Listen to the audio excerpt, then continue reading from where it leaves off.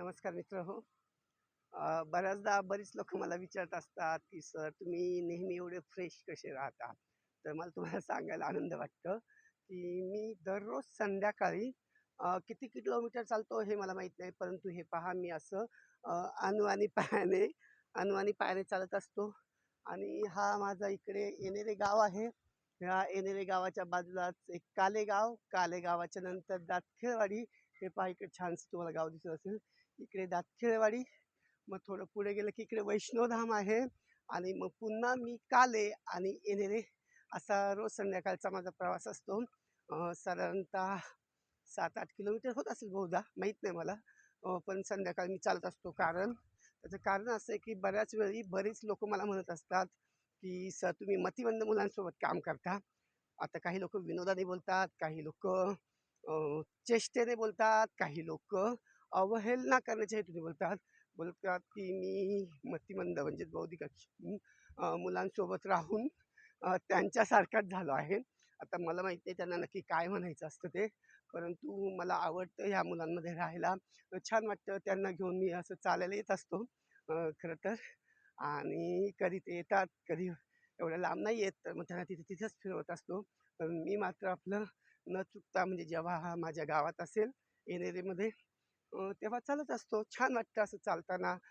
माहीत नाही कुठेतरी आपल्या या मातीशी आपलं नातं आहे.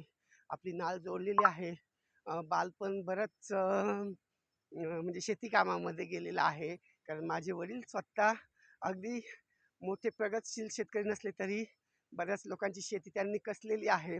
त्यामुळं मी देखील लहानपणी शेतात काम केलेलं आहे. आत्ता काही खूप केलेलं नाही, पण मला अभिमान वाटतो की मी एका शेतकऱ्याचा मुलगा आहे आणि हे असं छान गाई, बकऱ्या, शेळी आणि विशेष म्हणजे माझ्या आजूबाजूला असलेला ठाकर समाज. "मावशी बरं आहे का?" तर ह्या अशा माझ्या मावशी ज्यांच्या अगदी अंगाखांद्यावर माझं बालपण गेलेलं आहे. त्यामुळं छान वाटतं या एरियात आल्यानंतर. तर चला अजून बरंच चालायचं आहे कारण मुलांना मी सांगून आलेलो असतो की मी चालायला जातोय म्हणून. ते तिथे बसत असतात कारण इथून गेल्यानंतर आम्हाला आपला माऊलींचा हरिपाठ आम्ही करत असतो. तर चला आजच्यासाठी इतकंच. हां, एक मात्र सांगायचं आहे की अ, बऱ्याचदा मी माझ्या दिव्यांग मुलांचे व्हिडिओ बनवत असतो, या चॅनलवर टाकत असतो. परंतु काही लोकांचं म्हणणं असं आलं, की "सर थोडे ब्लॉग पण टाकत चला." तर परवाच नव्हे सॉरी कालच 19 फेब्रुवारी झाली. आपल्या महाराष्ट्राचे आराध्य दैवत राजश्री छत्रपती शिवाजी महाराज यांचा जन्मोत्सवाचा कार्यक्रम झाला. कुठेतरी त्यांच्या त्या जन्माने पावन झालेल्या जुन्नर तालुक्यात शिवनेरीच्या अगदी पायथ्याशीच आपला जन्म झालेला आहे. कुठे ना कुठे ते मराठी रक्त आपल्यामध्ये आहे. त्यामुळं छान वाटतं असं चालायला. तर ब्लॉग सुरू केलेले आहेत. का केलेले आहेत, काय केलेलं आहे मला माहीत नाही. तुम्हाला ते आवडतात, नाही आवडतात.